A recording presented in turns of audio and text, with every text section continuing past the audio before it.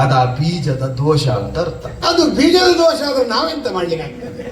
ಬೀಜ ಹಾಕಿದವನ ದೋಷ ಅಲ್ಲ ಮಗು, ಬೀಜದ ದೋಷ. ನೀನು ಗ್ರಹಿಸಬೇಕಾದ ಅದನ್ನು. ಬೀಜದ ದೋಷ ಅಂದ್ರೆ ಆಡು ಭಾಷೆಯ ಬೀಜದ ದೋಷ ಅಲ್ಲ ಮಕ್ಕಳು, ಬೀಜದ್ದೇ ದೋಷ ಅಂತ. ನಾನು ಸೂಕ್ಷ್ಮ ಸರಿಯೇನೋ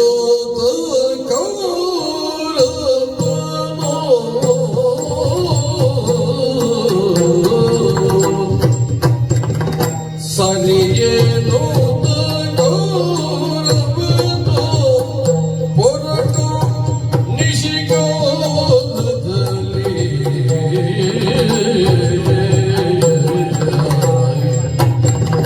ತೆರಳಿದನು ಗಾಳಿಯ ನೀರುವ ಪಡಿಗಾಗಿ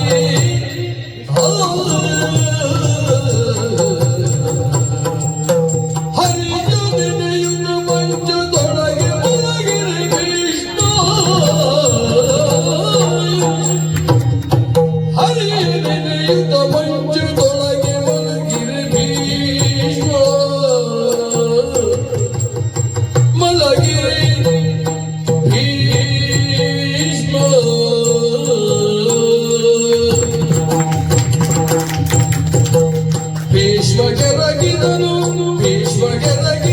ಗುರುವರನ ನೆತ್ತೆ ಮುದ್ದಿಸುತ್ತ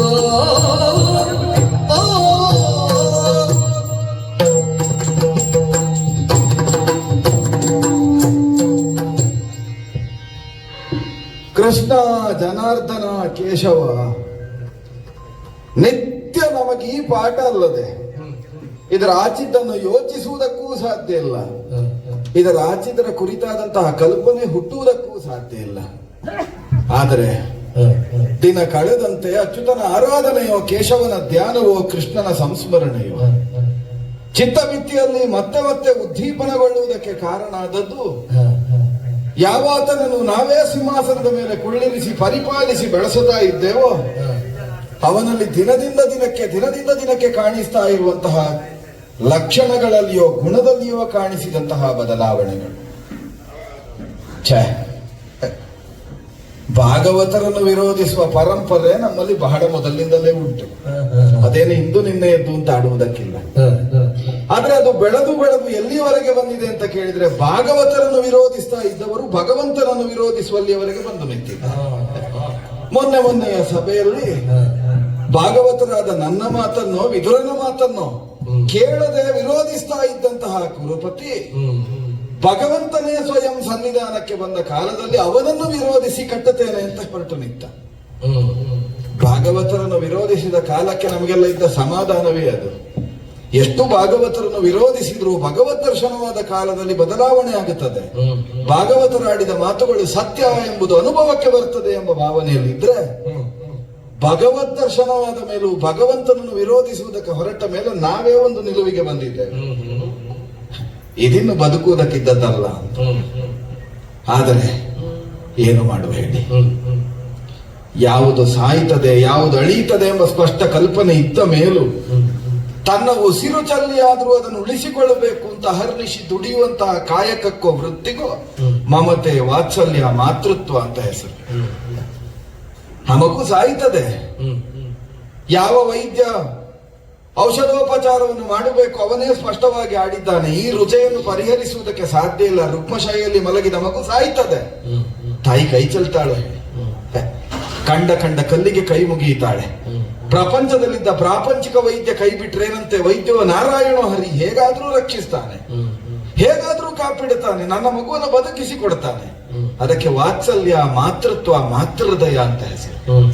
ಮಕ್ಕಳನ್ನು ಹಡಿಯದೆ ಹೋದ್ರು ಹಸ್ತಿನಾವತಿಯ ಕುರುಪೀಠದಲ್ಲಿ ಕುಳಿತಂತ ಅನೇಕ ಮಕ್ಕಳನ್ನು ಹಡೆದ ಭೀಷ್ಮನಲ್ಲಿರುವ ಮಾತೃತ್ವವೂ ಇಷ್ಟನ್ನು ಮಾತಾಡಿಸ್ತಾ ಇರುವುದು. ಕೃಷ್ಣನನ್ನು ವಿರೋಧಿಸಿದ ಕೌರವನಾದ್ರೂ ಬದುಕುತ್ತಾನೆ, ಬದುಕಬೇಕು. ಯಾಕೆ? ಚಂದ್ರವಂಶದ ಕುಡಿಯಲ್ವಾ, ಉಳಿಯಬೇಕಾದ್ದು ಚಂದ್ರವಂಶದ ಫಸಲು ಎಂಬ ನೆಲೆಯಿಂದ ಯೋಚಿಸ್ತಾ ಇದ್ದದ್ದು.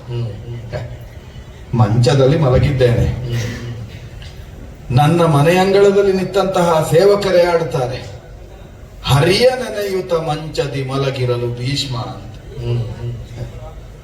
ನಿಜವಾಗಿ ಹೇಳಬೇಕು, ಹರಿಯನ್ನು ನೆನೆಯುವುದಲ್ಲ. ನಮ್ಮಲ್ಲಿದ್ದ ಪ್ರತಿಯೊಬ್ಬರು ಈಗ ಎಲ್ಲಿಗೆ ಬಂದು ನಿಂತಿದ್ದಾರೆ ಅಂತ ಕೇಳಿದ್ರೆ ಹರಿ ಮಂಚವನ್ನು ನೆನೆಯುವಲ್ಲಿಗೆ ಬಂದಿದ್ದಾರೆ. ಹರಿ ಎಂಬ ಶಬ್ದಕ್ಕೆ ಸಿಂಹಾಸನ ಅಂತ ಅರ್ಥ, ಸಿಂಹ ಅಂತ ಅರ್ಥ. ಹರಿ ಮಂಚ ಅಂದ್ರೆ ಸಿಂಹಾಸನ ಅಂತ ಅರ್ಥ. ಹರಿಮಂಚವನ್ನೇ ನೆನೆಯುತ್ತಾ ಇದ್ದಾರೆ. ಹರಿಮಂಚ ನನಗೆ ಬೇಕು, ಹರಿಮಂಚ ನನಗೆ ಬೇಕು. ಹರಿಯ ಮಂಚ ಬೇಕು ಅಂತ ಯೋಚಿಸುವವರು ಯಾರೂ ಇಲ್ಲ. ಹರಿ ಹರಿ ಹರಿ ಅಂತ ಆಡಿದ ಇದನ್ನು ಹರಿಸಿ ಬಿಡು ದೇವರೇ ಅಂತ ಒಮ್ಮೆ ಇದನ್ನು ಸರಿ ಮಾಡಿಕೊಡು. ಇತ್ತಂಡದಲ್ಲಿರುವಂತಹ ಸ್ಪರ್ಧೆಯೋ ವೈಷಮ್ಯವೋ ಮನಕಷಾಯವೋ ನಿವಾರಣೆಯಾಗಿ ಬೆಳಗಡೆ ಒಂದಾಗಿ ಉಳಿಯಬೇಕು, ಇದು ನನ್ನ ಅಪೇಕ್ಷೆ.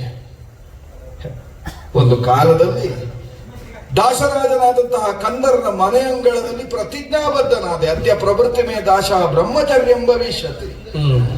ಬದುಕಿನುದ್ದಕ್ಕೂ ನಾ ತಾಯಿ ಭಾಗೀರಥಿಯಂತೆ ಪ್ರಪಂಚದಲ್ಲಿರುವ ಅಖಿಲ ಸ್ತ್ರೀ ಸಂದೋಹವನ್ನು ಪರಿಪಾಲಿಸ್ತೇನೆ. ಆಡಿದ ಮಾತಿನ ಉದ್ದೇಶ ಒಂದೇ, ಸಾತ್ಯವತೆಯ ಪರಂಪರೆಗೆ ಸಿಂಹಾಸನ ಉಳಿಯಬೇಕು.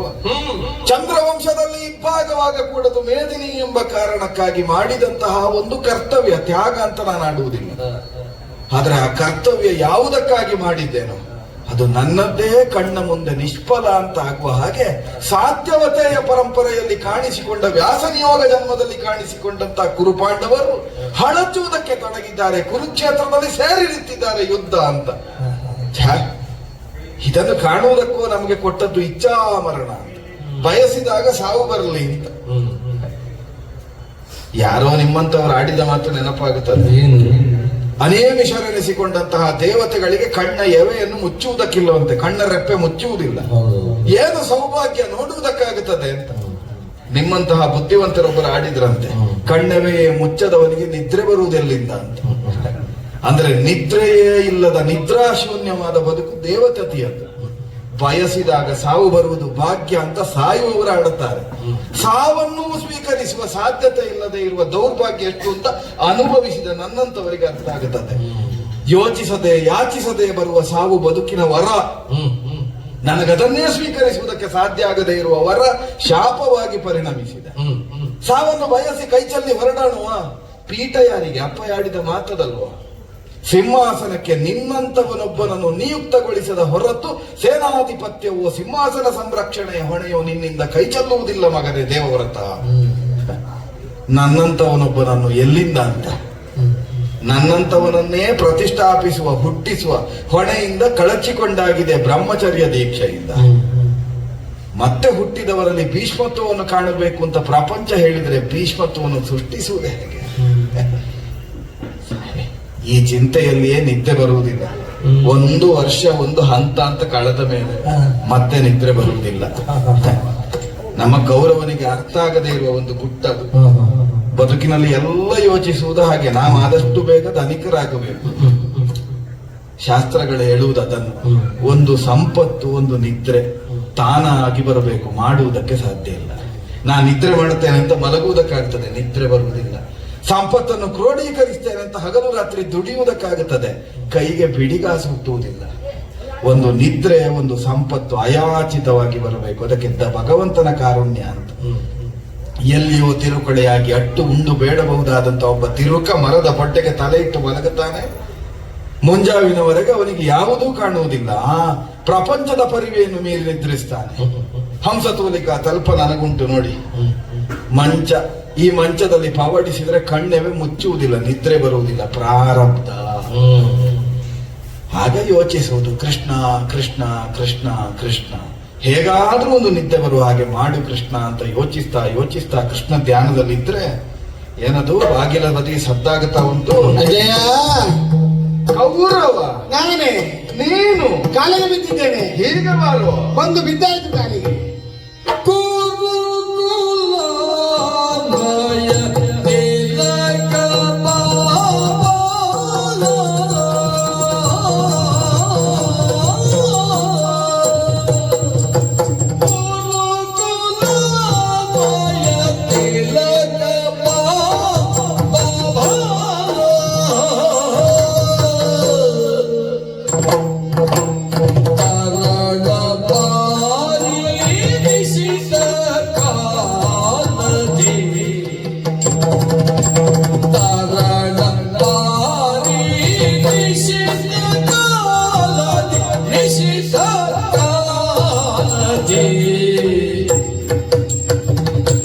ಕೆರಳಿ ಬಂದಿಹುದೇ ಕೂರ್ವನೇ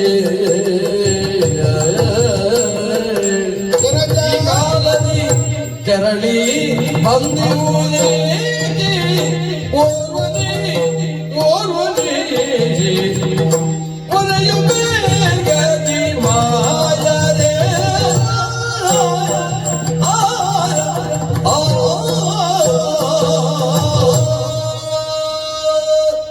ಕುರುಕುಲ ಅನ್ವಯ ತಿಲಕ. ನೀವು ಹೇಳಿದ್ರೆ ಅಲ್ಲ ಅಂತ ಹೇಳಲಿಕ್ಕೆ ಉಂಟಾದ್ಯ ಅದನ್ನ ಉಳಿದುಕೊಳ್ಳಿಕ್ಕೆ ಅಲ್ಲ ಇಷ್ಟು ಒದ್ದಾಟ. ಛೇ ಮಗು, ಬೆಳೆದು ಬೆಳೆದು ಮುಖಕ್ಕೆಲ್ಲ ಒಂದೇ ತಿಲುಕಾಗುವಷ್ಟು ಬೆಳೆದಿದ್ದಿ ನೀನು. ಏನು ಮಾಡುವ ಅಜ್ಜ, ನಿಮ್ಮ ಅನುಗ್ರಹ. ಹಾಗೆ ಅಲ್ವಾ? ಹೌದಪ್ಪ. ಬೆಳೆದ ಮೇಲೆ ಎಲ್ಲ ಹೇಳುವುದು ಅದನ್ನೇ, ನಿಮ್ಮ ಅನುಗ್ರಹ ಅಂತ. ಕೆಲವರಿಗೆ ಬೆಳೆಸಬೇಕಂದ್ರೆ ಬೆಳೆಸ್ಲಿಕ್ಕೆ ಆಗ್ತದೆ.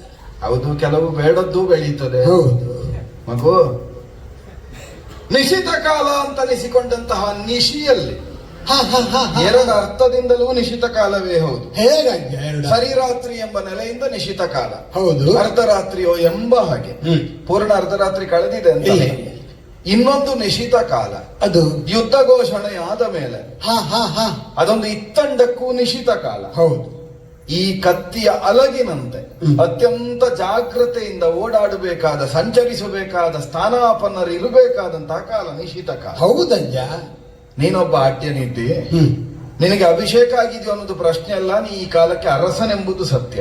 ನನಗೆ ಅಭಿಷೇಕ ಆಗ್ಬೇಕೇ ಅಂತಿಲ್ಲ ಅಜ್ಜ. ಹೌದು, ನಾನು ಹುಟ್ಟಿದ್ದೇ ಸಿಂಹಾಸನಕ್ಕಾಗಿ ಅಲ್ವಾ ಅಜ್ಜ? ಹೌದು ಮಗು. ನೀವೇ ಅಲ್ವಾ ನಿರ್ಧಾರ ಮಾಡಿ? ಅಲ್ಲ, ಅದನ್ನ ಹಾಗೆ ಅಲ್ವಾ? ನೀ ಕುಳಿತ ಮೇಲಲ್ವಾ ಮಗು ಪ್ರಶ್ನೆ ಮಾಡಿದ್ದು, ಮತ್ತೆ ಉತ್ತರಿಸುವುದಕ್ಕೂ ಅಲ್ಲ. ನಾನು ಹುಟ್ಟುವ ಮೊದಲೇ ನೀವು ನಿರ್ಧಾರ ಮಾಡಿದ್ದೀರಿ ಅಲ್ಲ ಅಜ್ಜ? ಹೌದು ಮಗು, ಏನು ಮಾಡುವ, ನಾವು ದೇವತೆಗಳಲ್ಲ, ಋಷಿಗಳೂ ಅಲ್ಲ. ಅಲ್ವೇ? ಇಂಥದ್ದೇ ಹುಟ್ಟುತ್ತದೆ ಎಂಬ ಕಲ್ಪನೆ ಇದ್ರೆ ನಿರ್ಣಯವನ್ನು ಆಗ ತೆಕ್ಕೊಳ್ತಿರ್ಲಿಲ್ಲ. ಏನು ಮಾಡುವ ಮಗು? ಎಲ್ಲವೂ ನಿರ್ಣಯಿಸಿದ ಹಾಗೆ ಆಗುವುದಿಲ್ಲ. ಹೌದು ಹೌದು, ನೀವು ಪ್ರಯತ್ನ ಪಟ್ಟರೆ ನಾನು ಅದೇ ಸಾಲಿನಲ್ಲಿ ಇದ್ದೇನಲ್ಲ ಈಗ. ಉಳಿಸಿಕೊಳ್ಳಬೇಕು ಎಂಬುದೇ ನಮ್ಮ ಉದ್ದೇಶ ಮಗು. ನೀವು ಇದ್ದ ಮೇಲೆ ಉಳಿತದೆ ಅನ್ನೋದೇ ನಮಗೆ ವಿಶ್ವಾಸ ಅಷ್ಟೇ ಮಗು. ನಮ್ಮನ್ನೆಲ್ಲ ತೆಗೆಯದೆ ನೀ ಹೋಗುವನು ಅಲ್ಲ. ನೀವು ಇರುವಾಗಲೇ ನಾವು ಆ ಸ್ಥಾನಕ್ಕೆ ಬರ್ಬೇಕಂತ ಹೋರಾಟಗಳು. ಅದೇ ಮಗು, ಆಗಲಿ. ನಮ್ಮ ಕಣ್ಣ ಮುಂಭಾಗದಲ್ಲಿ ನಮ್ಮ ಮಕ್ಕಳು ಬೆಳೆಯುವುದನ್ನು ಯಾವ ಹಿರಿಯರೂ ಆಕ್ಷೇಪಿಸುವುದಿಲ್ಲ. ತಂದೆಯಾಗಲಿ, ತಾತನಾಗಲಿ, ಮುತ್ತಾತನಾಗಲಿ ಬಯಸುವುದೇ ಹಾಗೆ. ನಮಗಿಂತ ನಮ್ಮ ಮುಂದಿನ ತಲೆಮಾರು ಎತ್ತರಕ್ಕೆ ಬೆಳೆಯಬೇಕು, ನಮಗಿಂತ ಕುಬ್ಜರಾಗಬೇಕು ಅಂತ ಬಯಸುವುದೇ ಇಲ್ಲ. ಪ್ರಕೃತಿಯು ಅದನ್ನು ಸಾಂಕೇತಿಕವಾಗಿ ತೋರಿಸ್ತದೆ. ಒಬ್ಬ ಸಾಮಾನ್ಯ ಎತ್ತರದಲ್ಲಿದ್ದಂತಹ ತಂದೆಯ ಮಗನಾದ್ರೂ ಅದಕ್ಕಿಂತ ಎತ್ತರವಾಗಿ ಬೆಳೆಯುತ್ತಾನೆ. ಅವನ ಮಗ ಅವನಿಗಿಂತ ಎತ್ತರಾಗಿ ಬೆಳೆಯುತ್ತಾನೆ. ಅದು ಪ್ರಕೃತಿಯೇ ತೋರಿಸ್ತದೆ. ಅಂದ್ರೆ ಇದಕ್ಕಿಂತ ಹೆಚ್ಚಿನ ಸಾಧನೆಯನ್ನು ಮುಂದಿನ ತಲೆಮಾರು ಮಾಡುವುದಕ್ಕುಂಟು. ನಾವು ಸಿಂಹಾಸನವನ್ನು ಉಳಿಸಬೇಕು ಅಂತ ಮಾಡಿಕೊಂಡದ್ದು ಮಗನೇ. ಹೌದು. ನೀ ಮುಂದಿನ ತಲೆಮಾರು ಸಿಂಹಾಸನವೇ ಇಲ್ಲ ಅಂತ ಮಾಡುವುದಕ್ಕೆ ಹೊರಟು ನಿಂತ. ಅಂದ್ರೆ ಉಳಿದವರಿಗಿಲ್ಲ. ಎಲ್ಲರೂ ಅದನ್ನ ಆಳ್ಲಿಕ್ಕೆ ಆಗುದಿಲ್ಲ.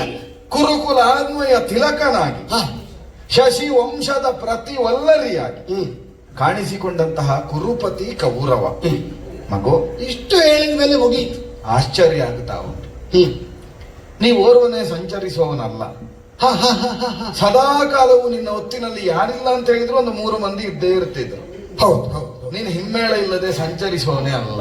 ಹಿಮ್ಮೇಳ ಇಲ್ಲದೆ ಇದ್ರೆ ನಮ್ಮದು ಯಾವುದು ನಡೆಯುವುದಿಲ್ಲ. ಒಮ್ಮೊಮ್ಮೆ ಅದು 3 ಮಂದಿ ಇರುವವರು ಎಂತವರು? ಒಳ್ಳೆ ಜೋಡಿ. ಒಬ್ಬ ನಿನ್ನ ಅನುಸರಿಸಿದ ದುಶ್ಯಾಸನ, ಮತ್ತೊಬ್ಬ ಮಾತಾಡುವುದಿಲ್ಲ, ಒಳಗಿದ್ದೇ ಕೆಲಸ ಮಾಡುವ ಶಕುನಿ, ಮತ್ತು ಒಬ್ಬ ಇದ್ದಾನೆ ನೀ ಹೇಳಿದ್ದಕ್ಕೆಲ್ಲ ಬೇಕೋ ಬೇಡುವ ಸೈಂಧವವನ್ನು ಸೇರಿಸುವ ಜಯದ್ರಥ. ನೀವು 4 ಮಂದಿ ಹೊರಟ್ರೆ ನಾನು ಹೇಳುವುದಲ್ಲ ಮಗು. ಹಸ್ತಿನಾವತಿಯ ಬೀದಿ ಬೀದಿಯಲ್ಲಿ ಸಂಚರಿಸುವ ಪ್ರಜಾವರ್ಗ ಹೇಳ್ತದೆ ದುಷ್ಟ ಚತುಷ್ಟಯ ಅಂತ. ನಾನು ಹೇಳಿದ್ದಲ್ಲ ಅಜಯ. ಅದು ಯಾವಾಗಲೂ ಹಾಗೆ. ಒಂದು 4 ಜನ ಸೇರಿ ಏನಾದ್ರೂ ಮಾಡ್ತಾರೆ ಅಂತ ಹೊರಟ್ರೆ ಆ 4 ಜನರನ್ನು ಹೇಗೆ ಬೇರೆ ಮಾಡುವುದಂತ ಯೋಚನೆ ಮಾಡುವವರೇ ಹೆಚ್ಚಾಗಿ ಈ ಒಳ್ಳೊಳ್ಳೆ ಸಂಘಟನೆಗಳು ಹಾಳಾಗುವುದು. ಮಗು, 4 ಮಂದಿಗಳನ್ನು ಬೇರಾಗಿಸಬೇಕು ಅಂತ ಪ್ರಪಂಚ ಯೋಚಿಸಿದ್ರೆ ಬೇಸರ ಇಲ್ಲ. ಅದರಲ್ಲಿ ಇದ್ದವರೇ ಬೇರಾಗಬೇಕು ಅಂತ ಯೋಚಿಸಿದ್ರೆ ಆ ಸಂಘಟನೆ ಉಳಿದಿತ್ತಮ್ಮ. ಇದ್ದವರು ಬೇರಾಗಬೇಕು. ಹೌದಾ? ಹೌದು. 4 ಮಂದಿ ಬೇರುಗಳನ್ನು ಕತ್ತರಿಸಿ ತಾಯಿ ಬೇರು ಮಾತ್ರ ಬಂದಿದೆಯಲ್ಲ, ಅದಕ್ಕೆ ಕೇಳಿದ್ದು ಮಗನೇ. ಎಲ್ಲ ತಾಯಿ ಬೇರು ಎಂಬುವ ನಿಮ್ಮ ಅರ್ಥದ ಪ್ರಕಾರ ಈ ಮೂಲ ಬೇರು ಎನ್ನುವ ತಾಯಿ ಬೇರು ಇರುವುದು ಆಳವಾಗಿ ನೇರವಾಗಿ ಅಂತ ನಾನು ತಿಳ್ಕೊಂಡ. ಸರಿ. ಯಾಕಂದ್ರೆ ನಿಮ್ಮಷ್ಟು ನಾವು ತಿಳಿಲಿಲ್ಲ, ಇನ್ನು ತಿಳಿಯುವುದಿಲ್ಲ. ಆದೀತು ಮಗು. ಈ ಉಳಿದ ಕವಲು ಬೇರುಗಳು ಯಾವಾಗಲೂ ಆಚೆ ಈಚೆ ಅದನ್ನು ಆಶ್ರಯಿಸಿ ಹ್ಮ್ ಈ ಯಾವ ತಾಯಿ ಬೇರನ್ನು ಆಧಾರವಾಗಿರಿಸಿ ಹ್ಮ್. ಸಸ್ಯವೋ ಮರವೋ ಒಂದು ಬೆಳೆದು ನಿಲ್ತನೋ ಹ್ಮ್ ಅದಕ್ಕೆ ಪರಿಪೂರ್ಣವಾದಂತಹ ಸಹಕಾರದ ರೀತಿಯಲ್ಲಿ ಹ್ಮ್. ಈ ಉಳಿದ ಬೇರುಗಳು ಸಹಕಾರ ಹ್ಮ್ ಆಚೆಗೂ ಬೀಳದ ಹಾಗೆ ಸರಿ. ಈಚೆಗೂ ಬೀಳದ ಹಾಗೆ ಹಾ. ಆಗಾಗ ಬೇಕಾದನ್ನು ಬಳಸಿಕೊಡುವ ಹಾಗೆ ಹ್ಮ್. ಸಹಕರಿಸುವುದಕ್ಕೆ ಆ ಉಳಿದ ಬೇರುಗಳು ಬೇಕಾಗ್ಯ. ಹ್ಮ್ ಈಗ ಉಳಿದ ಸಹಕಾರ ಯಾವುದನ್ನೂ ಇಲ್ಲದೆ ಹೌದು ತಾಯಿ ಬೇರು ಮಾತ್ರ ಇಲ್ಲಿಯವರೆಗೆ ಬಂದಿದೆ. ಹೌದು, ಇದು ಮೂಲಕ್ಕೆ ಬಂದದ್ದಲ್ಲ. ಹಾ. ಈಗ ನಾನು ಬಂದದ್ದು ನನ್ನ ಅಜ್ಜನಲ್ಲಿಗೆ. ಹ್ಮ್. ಈ ನಮ್ಮ ಅಜ್ಜ ಅಂತ ಹೇಳಿದ್ರೆ ನಮಗೆ ಮೂಲ ಹಾ. ಅಲ್ವಾ, ಮೂಲ ಬಂಧು ನೀವು. ಹ್ಮ್. ನಿಮ್ಮಂತಹ ಮೂಲದಲ್ಲಿ ಬರುವಾಗ ಹ್ಮ್. ಆ ಸಣ್ಣ ಸಣ್ಣ ಬೇರುಗಳು ಯಾಕೆ, ಅದಕ್ಕಾಗಿ ನೇರವಾಗಿ ತಾಯಿ ಬೇರೆ ಇಲ್ಲಿಗೆ ಬಂದದ್ದು. ಈ ಮೂಲಕ್ಕೆ ಬರುವಾಗ ಉಳಿದದ್ದು ಯಾಕೆ ಅಂತ ಮೂಲೆಗೆ ತಳ್ಳಿ ಹೌದು, ಬಂದಿದ್ದೇನೆ. ಹೌದು. ಮಗು, ನೀ ಹೇಳಿದ್ದನ್ನು ಮೊನ್ನೆವರೆಗೆ ನಾವು ಸತ್ಯ ಅಂತಲೇ ಮಾಡಿದ್ವಿ. ಹಾಗಿದ್ರೆ ಉಳಿದೆಲ್ಲ ಸುಳ್ಳು ಅಂತ ಅರ್ಥ. ತಾಯಿ ಬೇರು ಆಳಕ್ಕಿಳಿಯುತ್ತದೆ, ಉಳಿದ ಬೇರುಗಳು ಸಹಾಯವನ್ನು ಒದಗಿಸ್ತದೆ, ವೃಕ್ಷ ಅಚಲವಾಗಿ ನಿಲ್ಲುವುದಕ್ಕೆ ಆಧಾರವಾಗುತ್ತದೆ. ಇದೆಲ್ಲ ಮೊನ್ನೆವರೆಗೆ ನಾವು ನಂಬಿದ್ದು ಮಗು. ಈಗ ಅದ್ರ ಮೇಲೆ ಏನು ಹೊಸ್ತು ಭಕ್ತಿ? ಯಾವಾಗ ಶ್ರೀಕೃಷ್ಣನ ಪಾದಸ್ಪರ್ಶ ಹಸ್ತಿನಾವತಿಯ ರಾಜಸಭೆಗಾಯಿತು, ಆಗ ಅವನಿಂದ ಸತ್ಯ ದರ್ಶನ ಆಯಿತು ಮಗು. ಸರಿ. ಪ್ರಪಂಚದಲ್ಲಿ ನಿಜವಾಗಿ ಬೇರಿರುವುದು ಮೇಲೆ, ಹಾ. ಫಲ ಇರುವುದು ಕೆಳಗೆ, ಊರ್ಧ್ವ ಶಾಖ. ಅದನ್ನೆಲ್ಲ ಅದೇ ಹ್ಮ್. ಅದನ್ನೆಲ್ಲ ನಾವು ಇನ್ನೂ ಅರ್ಥ ಮಾಡಿಕೊಳ್ಳುವ ಪರಿಸ್ಥಿತಿಯಲ್ಲಿಲ್ಲ. ಪುಣ್ಯ ಮಗು. ಈಗ ನಾವು ಎಷ್ಟು ಕಲ್ತಿದ್ದೇವೆ ಅಷ್ಟರಲ್ಲೇ ನಮ್ಮದು ಪ್ರಯೋಗ. ಯಾಕಂದ್ರೆ ನಮ್ಮ ಪರಿಸ್ಥಿತಿ ಆಗುಂಟು ಮಗು, ಹಾ. ಅದು ನಿನ್ನದಲ್ಲ, ನಮ್ಮ ವಂಶದ ಪುಣ್ಯ. ಹಾ. ಇಷ್ಟು ಕಲಿಯದೇ ನೀನ್ ಇಷ್ಟಕ್ಕಿದ್ದಿ. ಹಾ. ಪೂರ್ಣ ಕಲಿತ್ರೆ ವಂಶ ಉಳಿದೀತ ಮಗು. ಮಗು, ಅದೇಯಾ ಆ ನೆಲೆಯಿಂದ ಪ್ರಶ್ನಿಸ್ತಾ ಇದ್ದೇನೆ. ಹೇಗೆ? ಏಕಾಂಗಿಯಾಗಿ ನಿನ್ನೊಂದಿಗೆ ಇರಬಹುದಾದ ಸಾಹಚರ್ಯವನ್ನೂ ತೊರೆದು ನಿಶಿತ ಕಾಲದಲ್ಲಿ ಬಂದಿದ್ಯಲ್ಲ, ಮುಖ ನೋಡಿದ್ರೆ ಸ್ವಲ್ಪ ಕಂದಿದ ಹಾಗೆ ಕಾಣ್ತದೆ. ಹೌದಾ? ನನ್ನೆದುರು ತೋರಿಸಬೇಕೆಂಬ ಕಾರಣಕ್ಕಾಗಿ ನಗೆಯನ್ನು ತೋರಿಸ್ತಾ ಇದ್ದಿ. ಇದು ನಿನ್ನ ಸಹಜವಾದ ನಗೆಯೂ ಅಲ್ಲ, ಸದಾ ಕಾಲ ರಾಜಸ್ಥಾನದಲ್ಲಿ ಕಾಣುವ ಸಹಜ ಟಿವಿಯೂ ಅಲ್ಲ. ಅದೆಲ್ಲವನ್ನಿಟ್ಟು ಒಂದು ಶಶಿಬಿಂಬ ಕಂದಿದ ಹಾಗೆ ಗೋಚರಿಸ್ತಾ ಉಂಟು. ಕಾರಣ ಏನು? ಅಜ್ಜಯ್ಯನಲ್ಲಿಯೂ ದಾಕ್ಷಿಣ್ಯ ಏನು ಮಗನೇ, ಹೇಳು. ಅಜಯ ಹರಿಯೊಳು ದೂರವೆಂದೆನ್ನು ತಲೆ ಕಳುಹಿದೆ. ಹರಿಯೊಳು ದೂರವೆಂದೆನ್ನು ತಲೆ ಕಳುಹಿದೆ. ಮರುಗದಿ ಪಾಂಡವರ ಕಳುಹಿದೆ, ಮರುಗದಿ ಪಾಂಡವರ ಹೊರೆಯುವರಾರೈ ನಮ್ಮದು.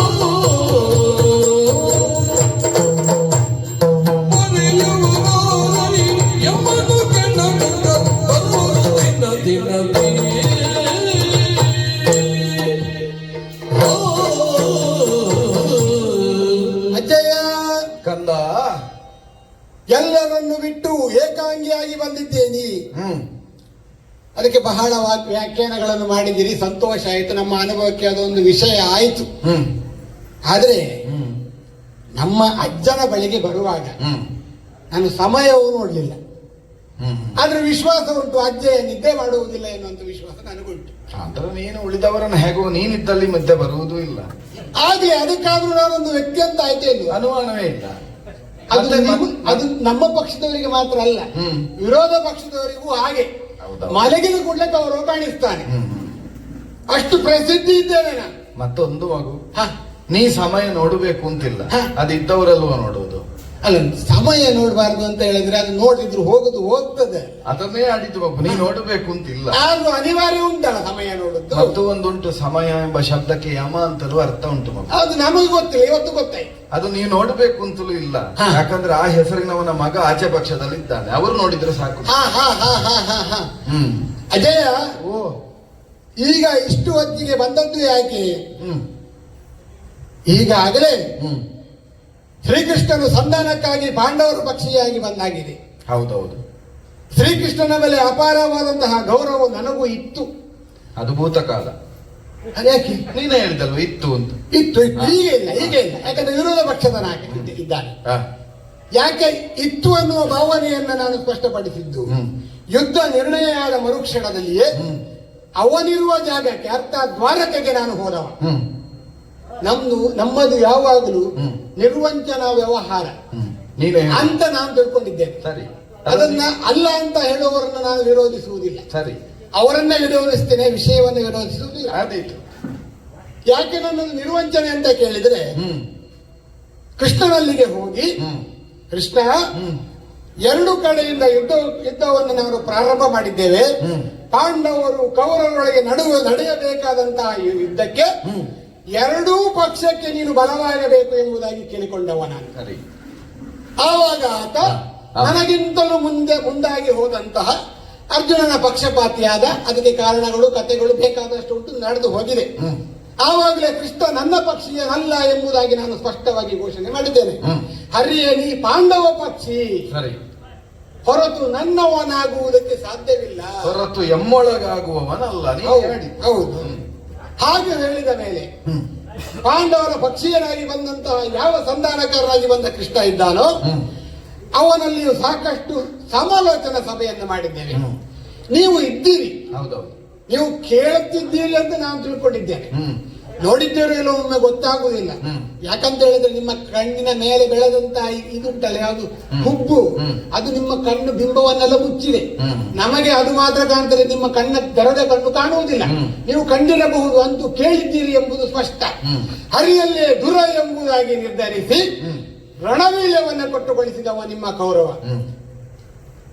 ಒಟ್ಟು ಕೆಲವು ಸಮಯ ಆಯಿತು, ನಾವು ಯುದ್ಧದ ಬಗ್ಗೆ ತುಂಬಾ ತಲೆ ಕೆಡಿಸಿಕೊಳ್ಳಿಕ್ಕೆ ಹೋಗ್ಲಿಲ್ಲ. ತಯಾರಿ ನಿತ್ಯವೂ ನಮ್ಮಲ್ಲಿ ಆಗ್ತದೆ. ಆದ್ರೆ ಯುದ್ಧವೇ ಬೇಡವೆಂಬಂತಹ ಯಾವ ಪಕ್ಷ ಉಂಟು ಅವರೇ ಈಗ ಕುರುಕ್ಷೇತ್ರಕ್ಕೆ ಬಂದು ನೆಲೆಬಿಟ್ಟಿದ್ದಾರೆ. ಯುದ್ಧಕ್ಕೆ ನಾವು ಸಿದ್ಧರಾಗಿದ್ದೇವೆ, ಬರ್ಲಿಕ್ಕೆ ಹೇಳು ನಿನ್ನ ಒಡೆಯನನ್ನ ಎಂಬುದಾಗಿ ಸೂಕ್ಷ್ಮವಾಗಿ ನಮ್ಮ ದೂತರಲ್ಲಿ ಹೇಳಿ ಕಳಿಸಿದ್ದಾರೆ. ಹಾಗಾಗಿ ಈಗ ಅವರು ಯುದ್ಧಕ್ಕೆ ಬಂದಿದ್ದಾರೆ ಅಜ್ಜ. ಆ ವಾರ್ತೆಯನ್ನು ನಿಮಗೆ ಹೇಳಲಿಕ್ಕೆ ಬಂದದ್ದು. ಬಂದ್ರೆ ಏನಾಯ್ತು? ಯುದ್ಧಕ್ಕೆ ಬಂದ್ರೆ ಏನಾಯ್ತು? ಯುದ್ಧ ಆಗ್ತದೆ. ಆದ್ರೆ ಏನಾಯ್ತು? ಯುದ್ಧ ಆಗುವುದಾದ್ರೆ ಈಗ ನಾವು ಯೋಚನೆ ಮಾಡುದು ಏನು? ನಾನೊಂದು ಶೀಘ್ರವಾದಂತಹ ಒಂದು ಸಭೆಯನ್ನ ಕರೆದಿದ್ದೇನೆ. ನಿಮಗೆ ಕರೆ ಕೊಡ್ಲಿಲ್ಲ, ಬೇಡ, ನೀವು ಹೋದದ್ದಷ್ಟೇ. ಅಜ್ಜನಿಗೆ ಯಾಕೆ ಉಪದ್ರ ಅಂತ ನಿಮ್ಮನ್ನು ಮತ್ತೆ ಕರೀಲಿಕ್ಕೆ ಹೋಗ್ಲಿಲ್ಲ. ಅದು ಶಬ್ದಾರ್ಥವ ಮಗನೇ, ವಾಚ್ಯಾರ್ಥವ ಅಲ್ಲಲ್ಲ. ಅಜ್ಜಯ್ಯ ಯಾಕೆ ಉಪದ್ರ ಅಂದ್ರೆ ಅಜ್ಜಯ್ಯನೇ ಉಪದ್ರ ಅಂತಲೋ? ಅದು ಮಾತನಾಡುವ ಎದುರಿನಲ್ಲಿ ಇರುವವನು ಕಲಿತದ್ದು ಹೆಚ್ಚಾದ ಕೂಡಲೇ ಈ ಶಬ್ದಗಳು, ಅವನಿಗೆ ಶಬ್ದದ ಅರ್ಥಗಳು ಹೆಚ್ಚು ಗೊತ್ತಾಗ್ತದೆ. ಆಗ ಆಡೋನಿ ಕಷ್ಟ ಪಾಪ. ಅದು ಹಾಗಲ್ಲ ಮಗು, ಎದುರಿದ್ದವ ಕಲಿಸುವವನಾದ್ರೂ ಹಾಗೆ ಅಪಾಯ ಆಗುತ್ತದೆ. ನಿಮಗೆ ಈಚೆ ಇದ್ದವ ಕಲಿತವನೇ ನಮ್ಮಿಂದ ಆದೀತ. ಹಾಗೆ ಹೇಳಿ ಎಲ್ರಿಗೂ ಕಲಿಸಿದ್ದಲ್ವ ಮಗು ನೀನು? ಹಾಗೆ ಯುದ್ಧವನ್ನ ಘೋಷಣೆ ಆದಾಗ ಸೇನಾಧಿಪತಿ ಯಾರು ಅಂತ ನಾನು ಮೊದಲೇ ಯೋಚನೆ ಮಾಡಿದ್ದೇನೆ. ಆದ್ರೂ ಸಭೆಯಲ್ಲಿ ಒಂದು ಸೂಕ್ಷ್ಮವಾಗಿ ಕೇಳಿದಾಗ ನಮ್ಮ ದ್ರೋಣಾಚಾರ್ಯರು ಅಜ್ಜಯನಾದ ಭೀಷ್ಮಾಚಾರ್ಯರೇ ಸೇನಾಧಿಪತ್ಯವನ್ನು ವಹಿಸಿಕೊಳ್ಳಬೇಕು. ಅದಕ್ಕಾಗಿ ಹೇಗೆ ಪಾಂಡವ ಪಕ್ಷದಲ್ಲಿ ಕೃಷ್ಣನಿದ್ದು ಎಲ್ಲರನ್ನೂ ಗೆಲ್ಲಿಸ್ತೇನೆ ಎನ್ನುವಂತ ಮಾತು ಕೊಟ್ಟಿದ್ದಾನ, ಅವನಿಗೆ ಸರಿಯಾದ ವಿರೋಧಿಯಾಗಿ ಪಾಂಡವ ಪಕ್ಷವನ್ನು ಸೋಲಿಸಿ ಯಾವ ಕೃಷ್ಣ ಇದ್ದಾನೆ ಅವನ ಕಪಟ ಪೌರುಷ ಏನೆಲ್ಲ ಉಂಟು ಅದೆಲ್ಲವನ್ನು ಎದುರಿಸಿ ಗೆಲ್ಲಬಲ್ಲಂತ ಶಕ್ತಿ ಇದ್ರೆ ನೀವೇ ಅಂತ ಹೇಳಿ ನಿಮ್ಮಲ್ಲಿ ಬಂದದ್ದು ಅಜ್ಜ. ನೀವು ವಿರೋಧಿಸುವುದಕ್ಕೆ ಹೊರಟದ್ದು ಯಾರನ್ನು ಮಗು? ಪಾಂಡವರನ್ನು ಅಂತ ಮಾಡಿದ್ಯೋ? ಹೌದು ಅಲ್ಲವೇ? ಮತ್ತೆ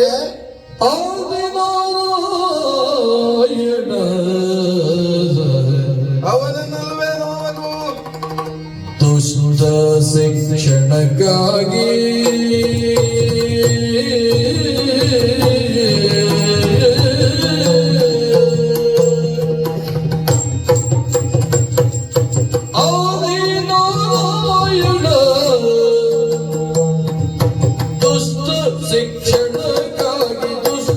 ಶಿಕ್ಷಣಕ್ಕಾಗಿ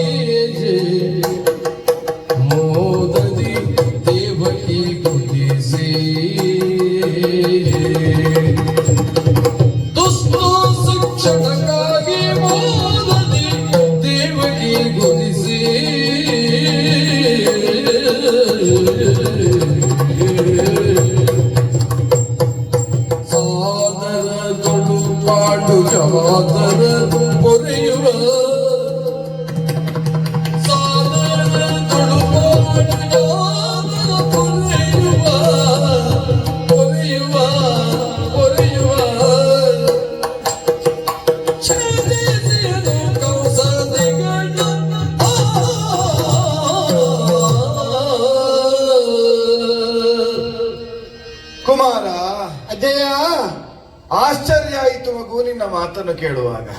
ಯಾಕೆ ಅಜ್ಜ ಆಶ್ಚರ್ಯ? ಆತ್ಮವಿಶ್ವಾಸ ಸಾಧಕನಿಗೆ ಬೇಕಾದ ಮೂಲ ಸ್ವತ್ತು ಮಗು. ಅದು ಉಂಟು, ನಿನ್ನಲ್ಲಿ ಅತಿಯಾಗಿಯೇ ಉಂಟು. ಹೌದು.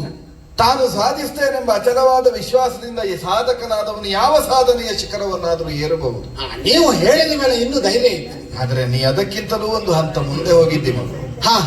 ಹೇಗೆ?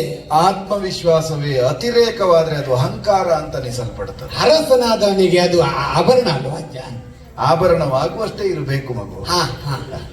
ಉಪ್ಪಿಗಿಂತ ರುಚಿ ಇಲ್ಲ ಅಂತ ಉಪ್ಪನ್ನೇ ತಿನ್ನುವುದಕ್ಕೆ ಸಾಧ್ಯ ಇಲ್ಲ ಮಗು. ಆಗುವುದಿಲ್ಲ. ರುಚಿಗಾಗುವಷ್ಟೇ ಉಪ್ಪಿರಬೇಕು. ಹೌದು. ಅಹಂಕಾರ ಅಂಗದವಾಗಿರಬೇಕು. ಅಂಗದಲ್ಲಿ ಅಂಗವೇ ಅಹಂಕಾರ ಆಯಿತು ಅಂತಾದ್ರೆ ಛೇದಗೊಳ್ಳಬೇಕಾದ ಸ್ಥಿತಿ ನಿರ್ಮಾಣ ಆಗುತ್ತದೆ. ಕುಮಾರ, ಆಳಿದೆ ಪಾಂಡವರಲ್ಲಿ ವೈಷಮ್ಯವನ್ನು ಕಟ್ಟಿಕೊಂಡೆ, ಹರಿಯೊಳು ದುರವೆಂದೆನುತಲಿ ಕಳು ಇದೆ. ಎಷ್ಟು ಅಹಂಕಾರದಿಂದ ಆಡುತ್ತಾ ಇದ್ದೆ ಮಗು. ಯಾಕೆ ಅಜ್ಜ? ಬಂದ ಕೃಷ್ಣನಲ್ಲಿ ಏನು ಸಂಧಾನವನ್ನು ಕೊಟ್ಟದ್ದು, ಏನು ಪ್ರಸಂಗದ ಹೆಸರು ಬದಲಾಯಿಸುವುದಕ್ಕೆ ಕೃಷ್ಣ ಸಂಧಾನ ಅಂತ ಹೆಸರು ಹೇಳ್ತಾರೆ. ಹೌದು, ಆಗಿದೆಯಾ? ಮತ್ತೆಂದು ವಿಫಲ ಸಂಧಾನ ಮತ್ತೆಂದು ಮಗು. ಹೆಸರು ಬದಲಿಸುವುದು ಸುಲಭ ಕುಮಾರ, ಆದ್ರೆ ಅದರಿಂದ ಆಗುವ ಅಪಾಯದ ಅರಿವಿರಬೇಕಾಗುತ್ತದೆ. ಬಂದ ಮೇಲೆ ಗೊತ್ತಾಗುದಲ್ವ ಇದು ಕೃಷ್ಣ ಸಂಧಾನ ಅಂತ. ಮೊದಲ ಹೆಸರು ಇದಾಗಿದ್ರೆ ಇದೇನು ಹೊಸ ಪ್ರಯೋಗ ಅಂತ ಎಣಿಸಿದ್ರಿ ಮಗು. ಈವರೆಗೆ ಕೃಷ್ಣ ಸಂಧಾನ ಅಂತಲೇ ಪ್ರಪಂಚ ಆಡಿದೆ. ಅದನ್ನೆಲ್ಲ ನಾ ಬದಲಾಯಿಸಿ ಅದನ್ನು ವಿಫಲ ಸಂಧಾನ ಮಾಡುತ್ತೇನೆ ಅಂತ ಹೇಳಿದ್ರೆ, ಆಚೆಯಿಂದ ಬಂದವ ಕೃಷ್ಣ ಕೃಷ್ಣ ಸಂಧಾನ, ಈಚೆಯಿಂದ ಇರಿಸಿದವ ವಿಫಲ ಸಂಧಾನ ಅಂತ ಹೇಳಿದ್ರೆ ಕೌರವ ವಿಫಲ ಅಂತಾಗುತ್ತದೆ ಮಗು. ಅಜಯ, ನೀವು ಸಭೆಯಲ್ಲಿದ್ದದ್ದು ಹೌದಲ್ಲ? ನಿದ್ರೆ ಮಾಡಲಿಲ್ಲ? ಇಲ್ಲವೇ ಇಲ್ಲ. ಹಾಗಿದ್ರೆ ನಾನು ಸಂಧಾನಕ್ಕೆ ಯಾವಾಗ ಒಪ್ಪಲಿಲ್ಲವೋ ಅದು ವಿಫಲ ಆಯ್ತಂತೂ ಅರ್ಥವಲ್ವಾ ಮಗು? ಸಂಧಾನದ ಪೂರ್ಣ ಪ್ರಸಂಗವನ್ನು ಅವಲೋಕನ ಮಾಡಿದ್ರೆ ನಮಗದು ವಿಷಯ ಅಲ್ಲ ಇಲ್ಲಿ.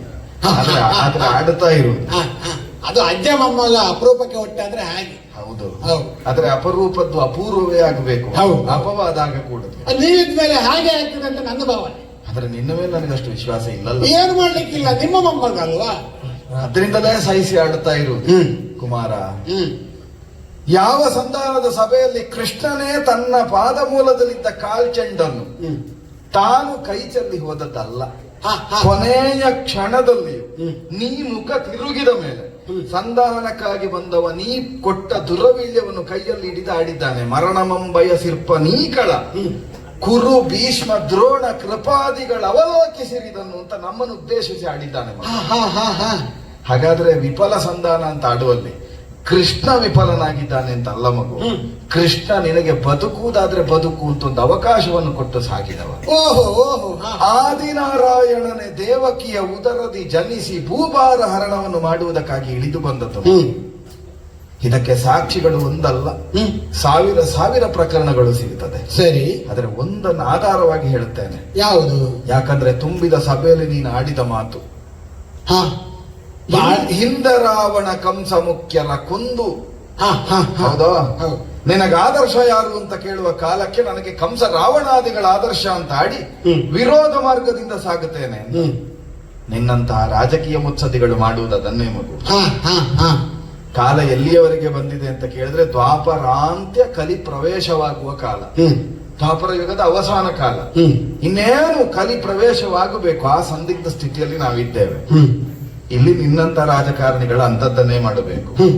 ಯಾವ ಕರ್ತವ್ಯ ಮಾಡಬೇಕು ಅಂತಿಲ್ಲ, ಭಾಷಣದಲ್ಲಿ ನಿಪುಣರಾದ್ರೆ ಸಾಕು.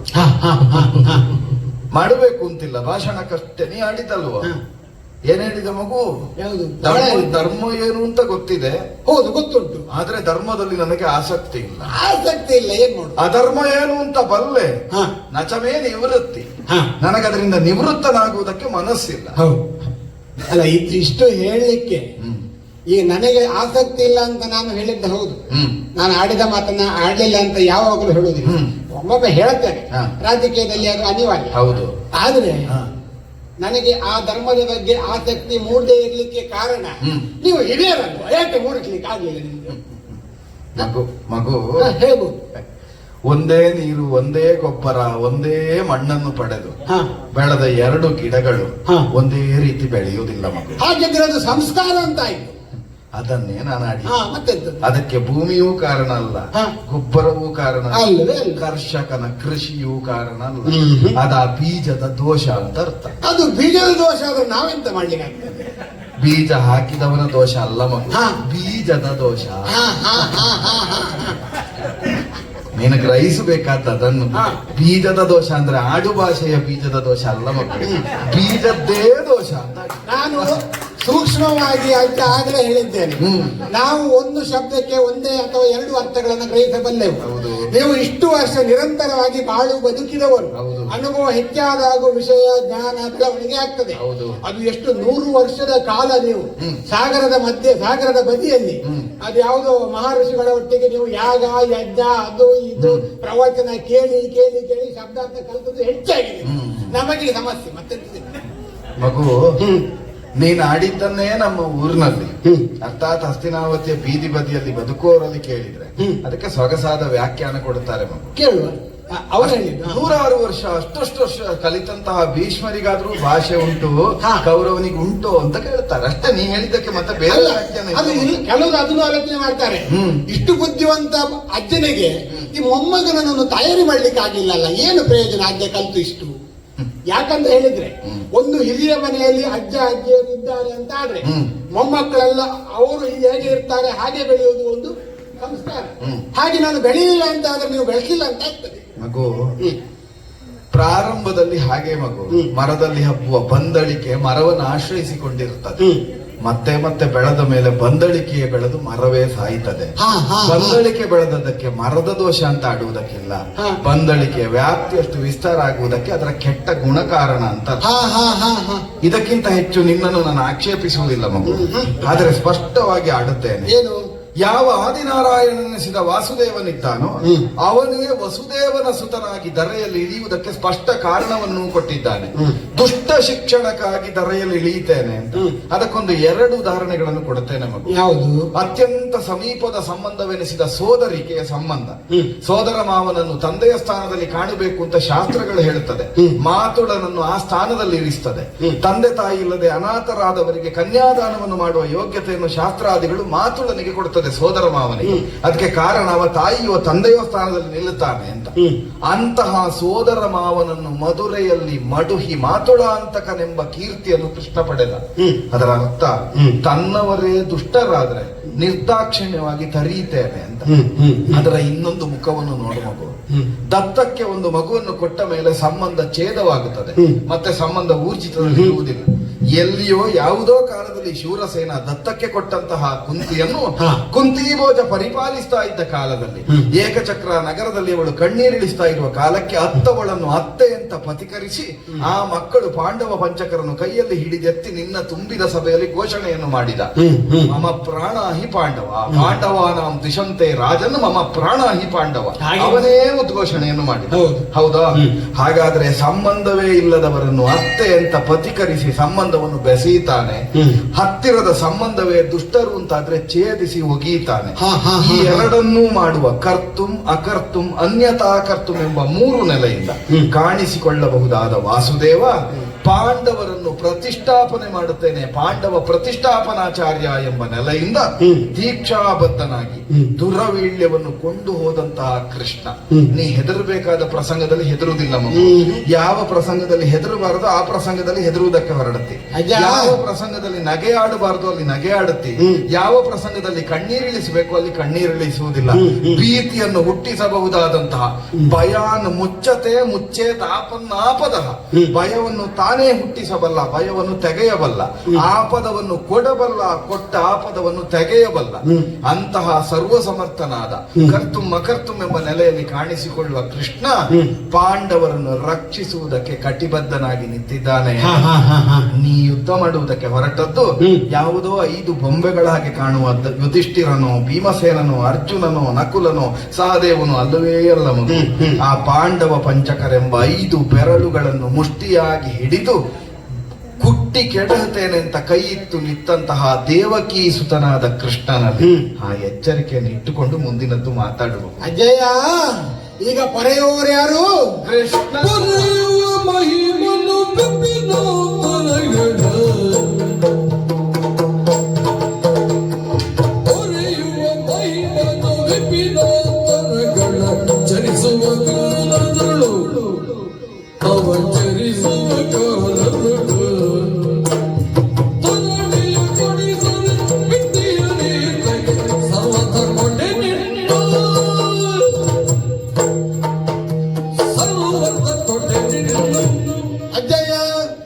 ಕುಮಾರ.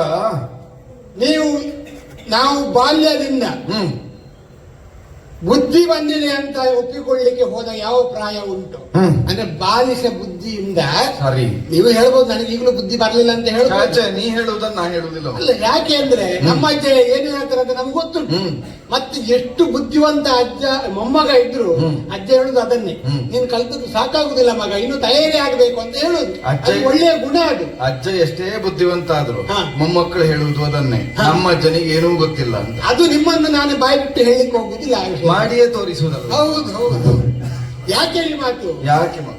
ಹರಿಯವರು ಗುಣವನ್ನ ಕೊಟ್ಟ ಕಾಲಕ್ಕೆ ಹರಿಯೇ ಅವರ ಪಕ್ಷದಲ್ಲಿದ್ದು ಸಾಕ್ಷಾತ್ ನಾರಾಯಣನೇ ಬಂದು ಈ ರೀತಿ ಅವರಿಗೆ ಸಂರಕ್ಷಣೆ ಮಾಡ್ತಾನೆ. ನಮ್ಮದು ಅಧರ್ಮ ಪಕ್ಷ, ಅವರದ್ದು ಧರ್ಮ ಪಕ್ಷ. ಕೃಷ್ಣನಿರುವುದರಿಂದ ಅದು ಧರ್ಮ ಪಕ್ಷ. ಈ ಕಂಸ ವಧೆಯ ವಿಷಯದಲ್ಲಿ ನನ್ನದು ಆಕ್ಷೇಪವೂ ಉಂಟು, ಆ ಬಗ್ಗೆ ವ್ಯಾಖ್ಯಾನ ಉಂಟು, ಕೇಳುವುದಾದ್ರೆ ಪ್ರಶ್ನೆಯೇ ಉಂಟು. ಅನಿವಾರ್ಯವಾಗಿ ಇವತ್ತು ಈ ರಾತ್ರಿ ಸಭೆಯಲ್ಲಿ ಬೇಡ, ನಮ್ಮ ಮುಂದೊಮ್ಮೆ ನೋಡೋಣ. ಯಾಕಂತ ಹೇಳಿದ್ರೆ ಕಂಸನನ್ನು ಕೊಂದದ ಬಗ್ಗೆ ನನಗೆ ಒಳ್ಳೆ ಅಭಿಪ್ರಾಯ ಇಲ್ಲ. ಯಾಕಂದ್ರೆ ಕಂಸನದ್ದು ಅಷ್ಟು ತಪ್ಪು ನನಗೆ ಕಾಣಿಸುವುದಿಲ್ಲ. ಅದೇ ತಪ್ಪ ಅದು. ಹಾಗೆ ಅಲ್ವ ಮಗು? ಸಮಾನವಾದಂತಹ ಹಕ್ಕಿಗಳೇ ಒಟ್ಟು ಆಗಸದಲ್ಲಿ ಹಾರುವುದಲ್ಲ. ಹೌದು, ಬೇರೆ ಬೇರೆ ಹೊಂದಾಣಿಕಾ ಮನೋಭಾವ. ಸಮಾನ ಶೀಲೇಶು ವ್ಯಸನೇಶು ಮೈತ್ರಿ. ಹೌದು. ಈಗ ಹರಿಯನ್ನ ದೇವರು ಅಂತ ಹೇಳೋಣವು, ನಾನು ಶ್ರೀಕೃಷ್ಣನನ್ನ ದೇವರು ಅಂತ ತಿಳಿಯುವ ಒಂದು ಲೆಕ್ಕಾಚಾರವೇ ಬೇರೆ ಉಂಟು. ಯಾವ ಕಾಲಕ್ಕೆ ಕೃಷ್ಣನು ಪಾಂಡವ ಪಕ್ಷೀಯನಾಗಿ ಬಂದನೋ ಅವನನ್ನು ನಾನು ಗೊಲ್ಲರ ಕೇರಿಯಲ್ಲಿ ಬೆಳೆದವ ಅಂತ ಟೀಕೆ ಮಾಡಿದ್ದು ಉಂಟು. ದನ ಕಾಯುವ ಗೋಪಾಲ ಅಂತ ಟೀಕೆ ಮಾಡಿದ್ದು ಉಂಟು ಸಭೆಯ ಮಧ್ಯದಲ್ಲಿ. ನೀವು ಕೇಳಿದ್ದೀರಿ, ಏನು ಮಾತಾಡಲಿಲ್ಲ. ಹಾಗಿದ್ರೆ ನೀವು ಒಪ್ಪಿದ್ದೀರಿ ಅಂತ ನಾನು ತಿಳ್ಕೊಂಡ. ಅದಕ್ಕೆ ಅರ್ಥ ಆಗಲ್ಲ. ಇರಲಿ, ನೀ ಹೇಳು. ಇಲ್ಲಿ ನೀನು ಹೇಳೋದು ಅದನ್ನು ಹೇಳ್ಬೋದು ಅಂತ. ಹಾಗೆ ಒಪ್ಪಿದ ಮೇಲೆ ಅರಸು ಮಕ್ಕಳಾದಂತಹ ನಮ್ಮ ವ್ಯವಹಾರದಲ್ಲಿ ಅವನು ದೇವತ್ವವನ್ನು ಹೊರತುಪಡಿಸಿ ನಿಂತು ಕೃಷ್ಣನೇ ಬಂದದ್ದೇ ಹೌದಾದ್ರೆ ಅವನು ನಮಗೆ ಲೆಕ್ಕಕ್ಕಿಲ್ಲ. ಯಾಕೆ ಇದನ್ನು ನಾನು ಪ್ರಬಲವಾಗಿ ಆಡಬಲ್ಲೆ? ಯಾವ ಧ್ರುವಾಸನ ಕೊಟ್ಟಂತಹ ಮಂತ್ರದ ಫಲದಿಂದ ಕುಂತಿಗೆ ಮಕ್ಕಳು ಹುಟ್ಟಿದ್ರು. ಹೇಗೆ ಹುಟ್ಟಿದ್ರು? ಇಲ್ಲಿ ವಂಶವು ನಶಿಸಿ ಹೋಯಿತು. ಪಾಂಡು ಚಕ್ರವರ್ತಿಯು ತನ್ನ ಮಡದೆಯರಿಬ್ಬರನ್ನ ಕರೆದುಕೊಂಡು ವನಕ್ಕೆ ಹೋದ, ಬೇಟೆಗೆ ಹೋದ. ಚಕ್ರವರ್ತಿ ಸ್ಥಾನದಲ್ಲಿ ಇದ್ದ ಅವನು ಆ ಕಾಲದಲ್ಲಿ. ನಮ್ಮ ಅಪ್ಪನಿಗೆ ಸಿಕ್ಕಬೇಕಾದದ್ದು ಅಲ್ಲ, ಆ ಬಟ್ಟಿಗೆ ಗೊಂದಲ ಇಲ್ಲ. ಅವರು ಬಿಟ್ಟು ಹೋದ್ಮೇಲೆ ಸಮಸ್ಯೆ ಪರಿಹಾರ ಆಗಿದೆ. ಹಾಗೆ ಹೋದ ಕಾಲಕ್ಕೆ ಹರಿಣಿಗಳ ಮೈಥುನವನ್ನ ಕಂಡ. ನಿಜವಾಗಿ ಹೇಳ್ತೇನೆ, ಅರಸನಾಗಲಿ ಬೇಡರಾಗಲಿ ಆಹಾರಕ್ಕಾಗಿ ಬೇಡನು ಪ್ರಾಣಿಗಳನ್ನು ಒಡೆಯಬಹುದು, ಒಡೆಯಬೇಕು ಅಂತ ಇಲ್ಲ. ಹಾಗೆಯೇ ಅರಸನಾದವನು ದುಷ್ಟ ಮೃಗಗಳ ಹಾವಳಿ ಹೆಚ್ಚಾದಾಗ ರಾಜ್ಯಕ್ಕೆ ಕಂಟಕಗಳು ಬರದ ಹಾಗೆ ಅವುಗಳನ್ನು ನಿಯಂತ್ರಿಸುವುದಕ್ಕಾಗಿ ಬೇಟೆಗೆ ಹೋಗುವುದು. ಸರಿ ಇಲ್ಲದ್ರೆ ಮತ್ತೆ ಸರಿ ಹೇಳ್ಬೋದು, ಯಾಕೆ ನಿಮಗೆ ಗೊತ್ತಿಲ್ಲ, ನಮಗೆ ಗೊತ್ತಿಲ್ಲ. ಸರಿ ಇದ್ದದನ್ನು ಇಲ್ಲ ಅಂತ ಹೇಳುವುದೇ ಇಲ್ಲ. ಅದು ಹೇಳುದಿದ್ರೆ ನಮಗೆ ಬಾರಿ ಒಳ್ಳೆಯದು. ಹಾಗಿರುವಾಗ ಅರಸನಾದವನು ಬೇಟೆಗೆ ಹೋದದ್ದು ಹೌದಾದ್ರೆ ಹೆಂಡತಿಯನ್ನು ಕರ್ಕೊಳ್ಳೋದಕ್ಕೆ ನಮ್ದು ಆಕ್ಷೇಪ ಇಲ್ಲ. ಹೆಂಡತಿ ಅವನದ್ದೇ, ಆದ್ರಿಂದ ಗೊಂದಲ ಇಲ್ಲ. ಕರೆದುಕೊಂಡು ಹೋದವ ಹರಿಣಿಗಳ ಮೈಥುನವನ್ನ ಕಂಡು ಶರಪ್ರಯೋಗ ಮಾಡಿದ. ಇದು ನಾವು ತಿಳ್ಕೊಳ್ಳೋದು, ನಾವು ನೋಡಿದವರಲ್ಲ, ಬೇಡರು ಹೇಳಿದ್ದು. ಜೊತೆಗೆ ಹೋದವರು ಅವೆರಡು ಸತ್ತು ಬಿದ್ದವು. ಮತ್ತೆ ನೋಡುವಾಗ ಋಷಿಮುನಿಗಳು, ಅದು ನಮ್ಮ ಚಿಕ್ಕಪ್ಪನಿಗೆ ಗೊತ್ತಿಲ್ಲ. ಆದರೆ ಅವ ಮಾಡಿದ್ದೇ ಅಪರಾಧ. ಸಾಧು ಪ್ರಾಣಿಗಳನ್ನ ಸಂತೋಷದಲ್ಲಿರುವಂತ ಸಮಯದಲ್ಲಿ ಹೊಡೆದ ತಪ್ಪಿಗೆ ಆ ಋಷಿಮುನಿಗಳು ನಿಜವಾಗಿ ಸಾಧುಗಳೇ ಆಗಿದ್ರು. ಹೊಡೆದಿದ್ದು ಸಾಧು ಪ್ರಾಣಿಗೆ, ಅದು ಸಾಧುಗಳಿಗೆ ಮಾಡಿದ ದೋಷ ಆಯ್ತು. ಆ ಸಾಧುಗಳಿಂದ ಶಾಪ ಬಂತು. ನೀನು ಹೆಂಡತಿಯ ಮೈ ಮುಟ್ಟಿದ್ರೆ ಆ ಕೂಡಲೇ ಮರಣ ಹೊಂದಿ. ಆಗ ವೈರಾಗ್ಯ ಬಂತು. ಈ ವೈರಾಗ್ಯಕ್ಕೆ ನಾವು ಕಾರಣ ಅಲ್ಲವೇ? ಈಗ ವನದಲ್ಲಿ ಅವರು ಆಚಿಂದ ಆಚೆಗೆ ಹೋದ್ರು. ಈಗ ನೀವೊಬ್ರು ಇದ್ದೀರಲ್ಲ ಜೀವಂತ ಅಲ್ಲ, ಹಾಗಲ್ಲ, ಹಿರಿಯರೊಬ್ರು ಇರುವಾಗ ಅರ್ಥ ಆಯ್ತು. ನಿಮ್ಮ ಮುಖಾಂತರ ಪಟ್ಟಾಭಿಷೇಕ ಆಗುತ್ತೆ. ಸಾಧ್ಯ ಆದ್ರೆ ನೀನೇ ಕೊಲ್ತಿದ್ದೆ, ಆಗುದಿಲ್ಲ. ಯಾರಿಗೂ ಕೊಲ್ಲಿಕ್ಕೆ ಆಗುದಿಲ್ಲ. ಅರ್ಥ ಆಯ್ತು. ಅದೇ ಸಮಸ್ಯೆ ಯಾರಿಗೂ ಕೊಲ್ಲಿಕ್ಕೆ ಆಗುದಿಲ್ಲ. ಅದೇ ಆದ್ರಿಂದ ಉಳಿಸಿದ್ದೆ. ಹಾಗಾಗಿ ಈಗ ನಿಮಗೂ ಒಂದು ವರ್ತಮಾನ ಕೊಡಬೇಕಿತ್ತು. ಅಂದ್ರೆ ಬಂದು ಹೀಗೆ ಆಗಿದೆ, ಅನಿವಾರ್ಯವಾಗಿ ಒಂದು ಕಾರ್ಯ ನಡೆಯಿತು. ಈಗ ನೀವು ಸೂಕ್ಷ್ಮ ಜ್ಞಾನಿಗಳು, ಏನು ಗೊತ್ತಿಲ್ಲ ನಿಮಗೆ, ಅಂದ್ರೆ ಏನು ಗೊತ್ತಿಲ್ಲ, ಏನು ಗೊತ್ತಿಲ್ಲ ಅಲ್ಲ, ಎಲ್ಲ ಗೊತ್ತುಂಟು. ಅರ್ಥ ಆಯ್ತು. ಎಲ್ಲ ಗೊತ್ತಿದ್ದಂತಹ ನೀವು ಅದಕ್ಕೊಂದು ಪರಿಹಾರ ಹುಡುಕ್ತಿರೋ ಇಲ್ಲೋ? ಈ ಋಷಿಯನ್ನ ಕೊಂದ ತಪ್ಪಿಗೆ ಗೊತ್ತಿಲ್ಲದಿಂದ ಪ್ರಮಾದ. ಪ್ರಮಾದಕ್ಕೊಂದು ಏನಾದ್ರು ಮಾಡಿ ಒಂದು ಹೋಮ ಅದನ್ನು ಏನೋ ಒಂದು ಮಾಡಿ ಅವನು ಸರಿಪಡಿಸಬಹುದಿತ್ತು. ನೀವು ಅವ ಹೇಳಿದ್ರೆ ನಿಮ್ಮ ತಪ್ಪಿಲ್ಲ, ಅವ ಹೇಳಿಲ್ಲ. ಈಗ ಅವ ನಿಮ್ಮಲ್ಲಿ ಹೇಳದೆ ಯಾವುದು ಕೆಲಸಗಾರರ ಚಾಕರಿಯವರ ಹತ್ರ ರಾಜ್ಯದ ಲಾಂಛನಗಳನ್ನು ಕೊಟ್ಟು ಕಳಿಸಿದ, ಹೌದಾ? ಆಮೇಲೆ ಇಲ್ಲಿ ಸಂತಾನ ಇಲ್ಲ, ಚಕ್ರವರ್ತಿ ಪೀಠಕ್ಕೆ ಜನ ಇಲ್ಲ, ಬೇಕು ಅಂತ ನನ್ನನ್ನು ಅಂದ್ರೆ ನಾನು ಸಹಿತ ನನ್ನ ತಮ್ಮಂದಿರು ತಂಗಿ ಸಹಿತ ಹುಟ್ಟುವುದಕ್ಕೆ ಕಾರಣಕರ್ತರ ಆಗಿದ್ದೇನೆ. ಆದ್ರಿಂದ ಚಕ್ರವರ್ತಿ ಪೀಠಕ್ಕೆ ನಾನೇ ಅನ್ನೋದು ಪ್ರಧಾನ ಪಾತ್ರದಲ್ಲಿರುವ ನೀವೇ ಒಪ್ಪಿದಂತ ವಿಷಯ. ಅದಕ್ಕೆ ಸ್ಪರ್ಧಿಗಳಾಗಿ ಇಲ್ಲಿ ನಮ್ಮ ಅಮ್ಮ ಗರ್ಭಿಣಿಯಾದದ್ದು ಗೊತ್ತಾದ ಕೂಡಲೇ ಈಗ ಅಲ್ಲಿವರೆಗೆ ಕುಂತಿಗೆ ಗೊತ್ತಿಲ್ವಾ, ನನಗೆ ಮಂತ್ರ ಪಂಚಕಗಳು ಸಿಕ್ಕಿದೆ, ಮನಸ್ಸು ಮಾಡಿದ್ರೆ ಯಾರಿಂದಲೂ ಮಕ್ಕಳನ್ನು ಪಡೀಲಿಕ್ಕೆ ಆಗ್ತದೆ, ಹಾಗಿದ್ರೆ ಇಲ್ಲಿ ಇದ್ದಲ್ಲಿ ಆ ಪ್ರಯೋಗ ಮಾಡಿದ್ದೆ ಹೋದಾಗಿದ್ರೆ ನಿಮಗೆ ಎಷ್ಟು ಸಂತೋಷ ಆಗ್ತದೆ ಹೇಳುದು. ನಿಮಗೊಂದು ನಮಗೆ ಸಂತೋಷ ವಿಷಯ ಬಿಡುವ, ಯಾಕೆ ನಾನು ಹುಟ್ಟುವುದಿಲ್ಲ. ಕುಂತಿ ಹೆರಿಗೆ ಮಾಡುವುದು ಯಾವುದಾದ್ರೆ ನಮ್ಮ ಜನನ ಆಗುವುದಿಲ್ಲ ಇತ್ತೋ ಏನು, ದೈವ ಇಚ್ಛೆ ಬೇರೆ, ನಾವು ಸಾಮಾನ್ಯ ಜ್ಞಾನಿಗಳಾಗಿ ಮಾತ್ರ ಹಾಗೆ ಹುಟ್ಟಿಕೊಳ್ಳುವ ಮೊದಲು ಇಲ್ಲಿ ಆ ಕೆಲಸ ಮಾಡಬಹುದು. ನಮ್ಮ ತಾಯಿ ಗರ್ಭಿಣಿ ಅಂತ ಗೊತ್ತಾದ ಮೇಲೆ ಆ ರೀತಿಯ ವರ್ತನೆಯನ್ನ ಮಾಡಿದ್ದಾರೆ. ಅದಕ್ಕೆ ಹೊಟ್ಟೆ ಕಿತ್ತಂತ ಅರ್ಥ ಆಗುದಿಲ್ಲ. ಆಡುವವರು ಆಡಿದ್ದಾರೆ ಸ್ವಾಮಿ, ನಮ್ಮ ತಾಯಿಗೆ ಹೊಟ್ಟೆ ಉರಿಯಾಗಿ ಹೊಟ್ಟೆ ಹೊಡ್ಕೊಂಡು ಗರ್ಭಪಾತವಾಯಿತು ಅಲ್ಲವೇ ಅಲ್ಲ. ವಂಶದಲ್ಲಿ ಮುಂದೆ ಇಂಥ ಗೊಂದಲ ಆಗಬಾರದು, ಅಲ್ಲಿ ಹುಟ್ಟುತ್ತಾ ಇದ್ದಾರೆ, ಮತ್ತೆ ಇಲ್ಲಿ ಹುಟ್ಟಿದ್ರೆ ಮತ್ತೆ ನಮ್ಮ ಮಕ್ಕಳಲ್ಲಿ ಗೊಂದಲ ಆಗಬಾರದು. ಈ ಗೊಂದಲದ ವಿಷಯ ಭೀಷ್ಮ ಪ್ರತಿಜ್ಞೆಯಲ್ಲಿ ಹಾಗೆ ಹೋಗಿದೆ. ಎರಡೆರಡು ಮಕ್ಕಳು ಇನ್ನಕ್ಕೆ ಮಕ್ಕಳು ಹುಟ್ಟಿದ್ರೆ ನನ್ನ ಮಗಳಿಗೆ ಯಾವುದು ಅದು ಬಿಡ್ಲಿಕ್ಕೆ ಹೋದ್ರೆ ಬಹಳ ಉದ್ದ ಆಗ್ತದೆ. ಆವಾಗಲೇ ಗೊಂದಲ ಇತ್ತು. ಆ ಗೊಂದಲದ ನಡುವೆಯಲ್ಲಿ ನೀವು ತ್ಯಾಗ ಮಾಡಿದ್ದೀರಿ. ನಿಮ್ಮ ತ್ಯಾಗ, ನಿಮ್ಮ ನಿರ್ಧಾರ, ನಿಮ್ಮ ಆಶೀರ್ವಾದದ ರೂಪವೇ ಈ ಕೌರವ. ಇಷ್ಟಿದ್ದು ಹುಟ್ಟಿದೆ ನಾನು. ಈಗ ಅವರು ಪಾಂಡವರು ಕಾಡಿನಲ್ಲಿ ಹುಟ್ಟಿದ್ದಕ್ಕೆ ನಾನು ಕಾರಣ ಅಲ್ಲ, ಅವನ ಅಪ್ಪನಿಗೆ ಶಾಪ ಬರಲಿಕ್ಕೆ ನೀವು ಅಲ್ಲ, ನಾನು ಕಾರಣ ಅಲ್ಲ. ಈಗ ಅಷ್ಟು ಮಾಡಿದ ಅವರು ಮಾಡಿದ್ದಂಥದ್ದು ಆಗಿದ್ದಂಥದ್ದು. ಕಾಡಿನಲ್ಲಿ ಹುಟ್ಟಿದ್ರು, ಕಾಡಲ್ಲಿ ಅಲೆದು ಬೆಳೆದ್ರು, ಮರಳಿ ಗೂಡಿಗೆ ಬಂದರು. ನಮಗೆ ಸಂತೋಷ ಆಯಿತು ಅನ್ನೋದು ಬೇರೆ ವಿಷಯ, ನಿಮಗೆ ಸಂತೋಷ ಆಗಿದೆ ಅಂತ ನಮಗೆ ಗೊತ್ತಾಗಿದೆ. ಮತ್ತೆ ಅವರು ಬಂದ ಮೇಲೆ ನೀವು ಮಾಡಿದ್ದು ನಾವು ಅನುಭವಿಸಿದ್ದೆಲ್ಲ ಉಂಟು, ಅದಕ್ಕೆ ಬೇಡದ ವಿಷಯ. ಹಾಗೆ ಇರುವಂತ ಅವರನ್ನ ಕೃಷ್ಣ ಯಾಕೆ ಸಂರಕ್ಷಿಸಲಿಲ್ಲ? ಈಗ ದ್ಯೂತದ ಪ್ರಕರಣ ತೆಗೆದುಕೊಂಡು, ಅಥವಾ ಇನ್ನು ಬೇರೆ ಬೇರೆ ಪ್ರಕರಣ ಬಹಳ ಉಂಟು, ಅದೆಲ್ಲವನ್ನು ತಕ್ಕೊಂಡ್ರೆ ಕೃಷ್ಣನಿಂದ ಅವರು ಸಂರಕ್ಷಿಸಲಿಲ್ಲ. ಅವರು ಶಿಕ್ಷೆಗೆ ಅನುಭವಿಗಳಾಗಿ ಬಂದವರು. ಅಂತದಾದ ಮೇಲೆ ಹೊರೆಯುವ ಮಹಿಮೆನೇ ಹೌದಾಗಿದ್ರೆ ಅವರನ್ನೆಲ್ಲ ಅಡವಿಯಲ್ಲಿ ಹುಟ್ಟುವ ಹಾಗೆ ಯಾಕೆ ಮಾಡಿದ? ಅವರೆಲ್ಲ ಅಡವಿಯಲ್ಲಿ ತಿರುಗುವ ಹಾಗೆ ಯಾಕೆ ಮಾಡಿದ? ಇದೆಲ್ಲ ಪ್ರಶ್ನೆ ಆಗಿ ಮಾಡುವುದಿಲ್ಲ. ಇದೆಲ್ಲ ನೋಡುವಾಗ ನಂಬಿದವನಿಗೆ ನಂಬಿಕೆಯೇ ಪ್ರಧಾನವಾದ ದೇವರು. ಯಾವ ಕೃಷ್ಣನು ಪಾಂಡವರು ರಕ್ಷಕನಾಗಿದ್ದಾನೋ ಅವನ ವಿರೋಧವಾಗಿ ಯುದ್ಧ ಮಾಡುವುದೇ ಮಾಡುವುದು.